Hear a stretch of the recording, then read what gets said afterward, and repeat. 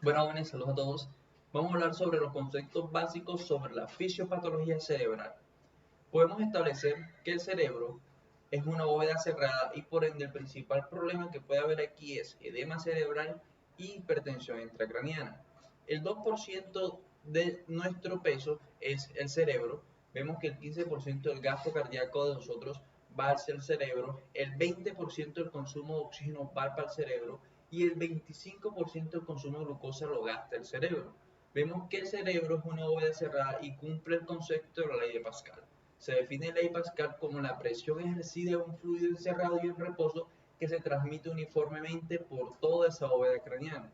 Por ende, la doctrina de Monroe-Kelly es el que establece el concepto fisiopatológico. El cerebro, la bóveda craneana, tiene un 80% parénquima cerebral, tiene un 10% líquido cefalorraquídeo y tiene un 10% un componente sanguíneo. Cuando hay una masa, una anoxia, una hemorragia subaracnoidea, cualquier situación que ocupe espacio dentro del parénquima cerebral, podemos decir que lo primero que hace es disminuir la producción del líquido cefalorraquídeo y posterior disminuir el componente sanguíneo.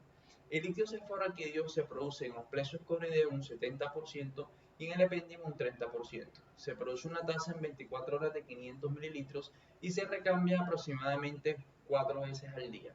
Va a pasar del primero al segundo ventrículo, pero abuelo morro al tercer ventrículo. Del tercer ventrículo va a pasar por un acueducto, que es el acueducto de Silvio, y va a llegar al cuarto ventrículo. En el cuarto ventrículo va a pasar por dos agujeros laterales que se llaman agujeros de Lucas y uno medial que se llama Mayendi. De ahí pasa al espacio subaracnoideo y la cisterna magna. De la cisterna magna pasa al conducto ependimario, es reabsorbido por las granulaciones aratinoides de Paccioni y por donde va al seno longitudinal superior y al sistema venoso y es eliminado. Podemos decir que si la masa crece o cualquier evento hemorrágico sigue creciendo y ya se agotó la disminución del líquido cefalorraquídeo, lo segundo que hace es disminuir el componente sanguíneo. Pero si el componente sanguíneo no es suficiente, lo que va a ocurrir es aumentar la presión intracraniana.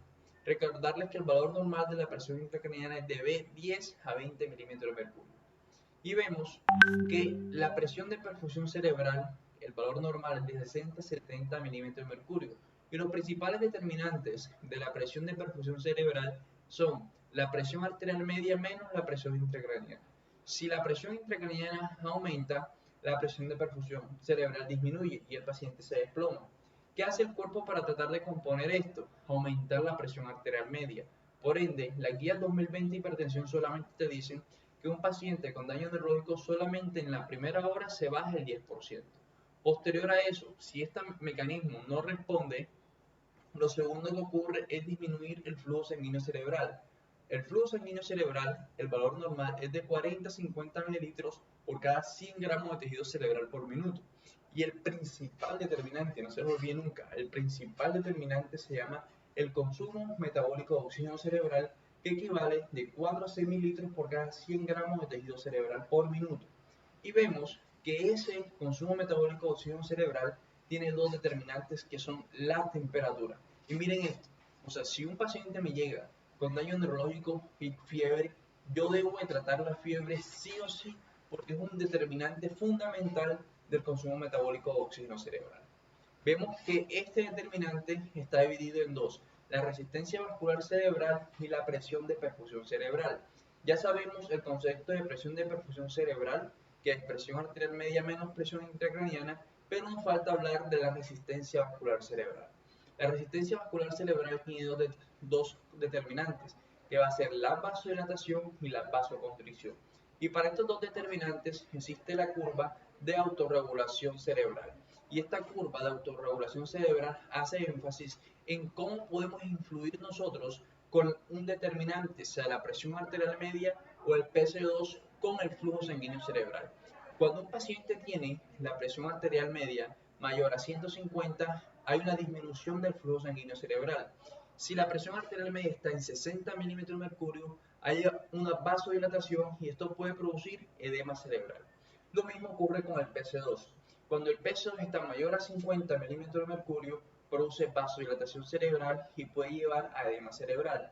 Pero cuando está menor a 30, puede producir vasoconstricción cerebral. Y son los dos determinantes fundamentales del flujo sanguíneo cerebral.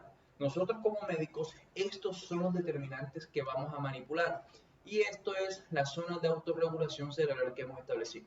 Pero vemos que esto tiene su límite. Y en este gráfico de presión intracraniana y volumen intracraneal podemos establecer que tenemos tres fases. Una primera fase en la cual hay una alta compliance y una baja lactancia y el cerebro puede adaptarse. ¿Cómo se adapta? Disminuyendo la producción de líquido cefalorraquídeo. En la segunda fase disminuye el flujo sanguíneo cerebral, pero la tercera fase es una fase de no retorno, donde hay una baja compliance y una alta lactancia, y esto es lo que ocurre que aumente inmediatamente la presión intracraneana y aumenta la mortalidad. Lamentablemente en la historia existen unos puntos neurológicos que era el boom, o sea que había que mantener al paciente con la terapia triple H. ¿Qué es la terapia triple H? Hipervolémico, hipertenso y hemodiluido. Pero realmente esa terapia triple H no demostró utilidad y demostró que aumentaba más el riesgo de insuficiencia cardíaca y arritmias cardíacas en mi paciente. Por ende, ahora se llama la terapia ENI o la terapia normo. Hay que mantener al paciente normocárnico, normotérmico, normoglicémico, que es debatido este concepto, y normovolémico. Y esas son la fisiología cerebral hasta el momento. Ya saben, síganme todos, doctor Isaías Garcerán, que Dios los bendiga.